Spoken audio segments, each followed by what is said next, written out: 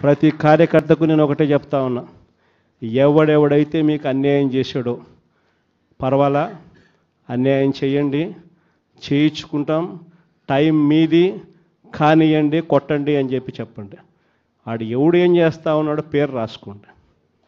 Red book అని నేను చెప్పను, కానీ పేరైతే రాసుకోండి. మీరు ఏ బుక్లో రాసుకున్నా పర్వాలా, పేరైతే మీరు రాసుకోండి. దాని తర్వాత మాత్రం అన్యాయం చేసినోనికి సినిమా మాత్రం మనం చూపిస్తామని చెప్తాను. ఆ మనిషి రిటైర్డ్ అయి ఉన్నా కూడా లాక్కొని వస్తా, ఆ మనిషి దేశం ఇడిచిపెట్టిపోయినా లాక్కొని వస్తా.